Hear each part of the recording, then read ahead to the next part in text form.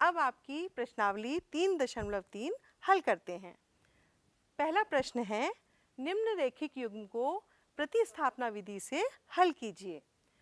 x plus Y बराबर 14 और x minus Y बराबर 4, ये दो हमारे पास समीकरण हैं। समीकरण 1 से हम y का मान लिख लेते हैं 14 माइनस एक्स, इसको हम तीसरा समीकरण मान लेते हैं। समीकरण 2 में y का मान रखने पर हमें क्या प्राप्त होगा, x माइनस y के मान पे हमने रख दिया 14 माइनस एक्स बराबर 4। अब अगर हम ब्रैकेट खोलते हैं तो हमें क्या मिलेगा, x माइनस 14 प्लस एक्स बराबर 4, क्योंकि माइनस माइनस हो गया प्लस, और x और x को हम जोड़ेंगे तो हमें मिलेगा 2x बराबर 4 प्लस 14, जो 2x बराबर हो गया 18 या x बराबर हो गया 9 के। x का मान समीकरण 3 में रखने पर हम पाते हैं कि y का मान हो जाएगा 14 माइनस 9, जो 5 के बराबर है। इस तरह हम देखते हैं कि हमें x का मान 9 और y का मान 5 है। दूसरा प्रश्न देखते हैं, s माइनस टी बराबर 3, पहला समीकरण, s बटा 3 प्लस t बटा 2 बराबर 6, ये दूसरा समीकरण। समीकरण 1 से हम s का मान क्या लिख सकते हैं, 3 प्लस टी, इसको हम तीसरी समीकरण मान लेते हैं। अब समीकरण 2 में, समीकरण 2 हमारे पास क्या है, s बटा 3 प्लस t बटा 2 बराबर है 6 के।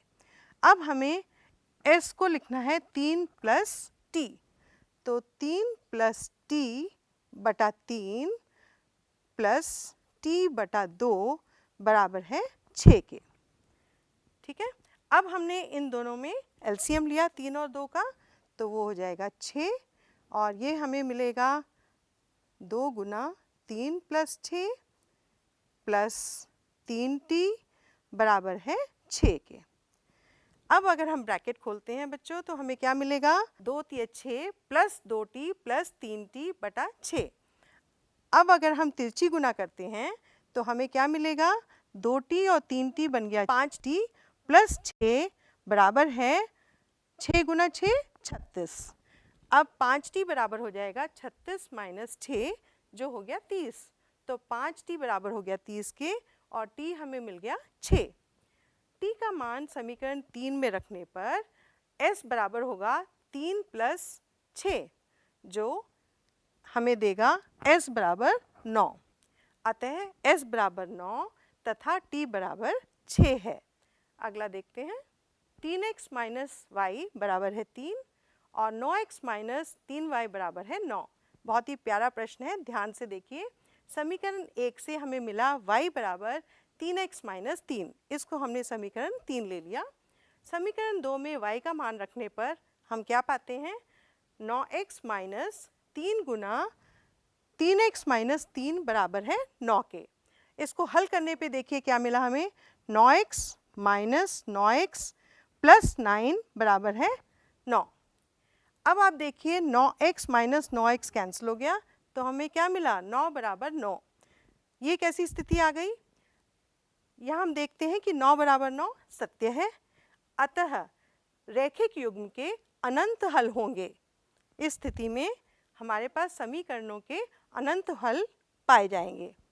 अगला प्रश्न देखते हैं, 0.2x प्लस 0.3y बराबर है 1.3 और 0.4x प्लस 0.5y बराबर है 2.3। आप ध्यान से देखिए बच्चों, अगर हम पहली समीकरण को 10 से गुना कर दें तो हमारा दशमलव गायब हो जाएगा, हम उसको सरल समीकरण लिख पाएंगे 2x प्लस 3y बराबर है 13। उसी प्रकार हमने दूसरी समीकरण को भी सरल कर लिया, 10 से समीकरण को गुणा कर दिया और हमें मिलेगा 4x प्लस 5y बराबर है 23। इन दो समीकरण से अब हमने प्रतिस्थापना विधि से हमने समीकरण 1 से 3y को हमने क्या लिखा, 13 माइनस 2x, तो y कितना हो जाएगा, y हो जाएगा 13 माइनस 2x बटा 3। ठीक है, समीकरण 2 में, समीकरण 2 क्या हमारे पास है, 4x प्लस 5y, y के स्थान पे हमने क्या लिखा, 13 माइनस 2x बटा 3 बराबर है 23। अब इसको हल करते हैं बच्चों। 5 गुना 13 कितना हो गया, 35, और 5 गुना 2 कितना हो गया, 10, तो माइनस 10x, तो 4x प्लस 65 माइनस 10x बटा 3 बराबर है 23। ठीक है, अब हमने 4 को 3 से गुना किया तो हमें क्या मिला, 12x प्लस 65 माइनस 10x बटा 3 बराबर है 23।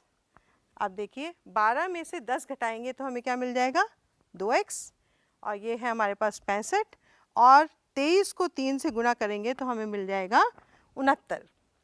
तो 2x बराबर हुआ 69 माइनस 65 जो है 4 के बराबर। इस तरीके से हमने x का मान क्या प्राप्त किया, 2। अब आगे हम देखते हैं y का मान कैसे निकालेंगे। x का मान समीकरण 3 में रखने पर y हमें मिलेगा 13 माइनस 2 गुना 2 बटा 3, ये हो गया 13 माइनस 4 बटा 3 जो हो गया 9 बटा 3, और इस तरीके से हमें x का मान 2 और y का मान 3 प्राप्त हुआ। अगला प्रश्न देखते हैं। ये है वर्गमूल 2x प्लस वर्गमूल 3y बराबर है 0, और वर्गमूल 3x माइनस वर्गमूल 8y बराबर है 0। ये हमारे पास दो समीकरण हैं। समीकरण 1 से हम वर्गमूल 3y को कैसे लिख पाएंगे, माइनस वर्गमूल 2x, और y को लिख पाएंगे वर्गमूल 2x बटा वर्गमूल 3। इसको हम समीकरण 3 मान लेते हैं। समीकरण 2 में y का मान रखने पर हमें क्या प्राप्त होगा, वर्गमूल 3 माइनस वर्गमूल 8 गुना माइनस वर्गमूल 2x बटा वर्गमूल 3 बराबर है 0। यहाँ ध्यान से देखिए, हम वर्गमूल 8 को कैसे लिख सकते हैं बच्चों, हम इसको लिख सकते हैं 2 गुना 2 गुना 2, जिसको हम लिख पाएंगे 2 वर्गमूल 2। वही हमने किया यहाँ पे, देखिए वर्गमूल 3x माइनस 2 वर्गमूल 2 गुना माइनस वर्गमूल 2x बटा वर्गमूल 3 बराबर है 0। अब देखिए 2 गुना वर्गमूल 2 और वर्गमूल 2 गुना करने से मिला 2, 2 गुना 2 4 हो गया, और माइनस माइनस प्लस हो गया, तो हमें मिला यहाँ पर वर्गमूल 3x माइनस 4x बटा वर्गमूल 3 बराबर है 0।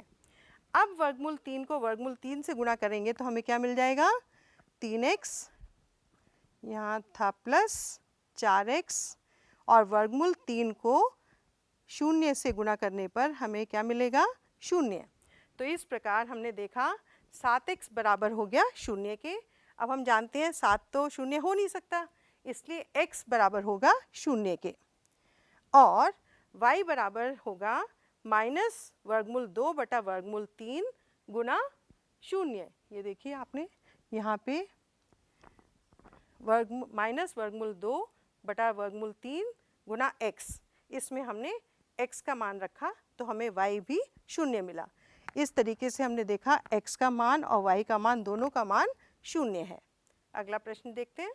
यहाँ है 3x बटा 2 माइनस 5y बटा 3 बराबर है माइनस 2, ये पहला समीकरण। दूसरा है x बटा 3 प्लस y बटा 2 बराबर है 13 बटा 6। इसको आप ध्यान से देखिए, हल करने पर हम लिख पाएंगे 9x माइनस 10y बटा 6 बराबर है माइनस 2 के, और हमने और हल किया 9x माइनस 10y बराबर होगा माइनस 12 के। इसको हम ले लेंगे पहला समीकरण। इसी प्रकार दूसरा हमारे पास हमने हल कर लिया और हमारे पास समीकरण क्या मिली, 2x प्लस 3y बटा 6 बराबर हो गया 13 बटा 6। इसमें हमने देखा हमारे पास 6 कैंसिल हो रहा है, और हमारे पास समीकरण 1 से हमें क्या मिल पा रहा है, माइनस 10y बराबर है माइनस 12 माइनस 9x। यहाँ बच्चों देखो आपके पास माइनस साइन हर जगह है, अगर हम इसको -1 साइन से -1 से गुणा करते हैं पूरे समीकरण को, तो हमारे पास सारे साइन बदल जाएंगे और हमें क्या मिलेगा, 10y बराबर 12 प्लस 9x, और y हो जाएगा 12 प्लस 9x बटा 10। अब इसको हम समीकरण 3 ले लेते हैं और आगे हम x का मान ज्ञात करने के लिए कैसे प्रयोग करते हैं। देखिए हमारे पास है समीकरण 2 में y का मान रखने पर 2x प्लस 3 गुना 12 प्लस 9x बटा 10 बराबर है 13। इसको हम यहाँ पे हल कर लेते हैं। 2x प्लस 12 प्लस 9x बटा 10 बराबर है 13। यहाँ देखिए बच्चों, यहाँ हमारे पास मिलेगा 2x प्लस 12 तिया 36 और 9 तिया 27x बटा 10 बराबर है 13। यहाँ 10 दुना 20, 20x प्लस 36 प्लस 27x बटा 10 हो जाएगा 13। अब देखिए 20x और 27x कितना हो गया? 47x बराबर है 94। ये देखिए ये हो गया 130 हो जाएगा, 10 गुना 13 हो गया 130। 130 में से 36 घटाएंगे तो हमें क्या मिलेगा? 94। तो x का मान हो जाएगा 94 बटा 47, ये हो जाएगा 2। तो x का मान हमें मिला 2। समीकरण 3 में x का मान रखने पर हम देखते हैं y बराबर होगा 12 प्लस 9 दूनी 18 बटा 10, जो हो जाएगा 30 बटा 10। और इस प्रकार हमें x का मान 2 और y का मान 3 प्राप्त होगा।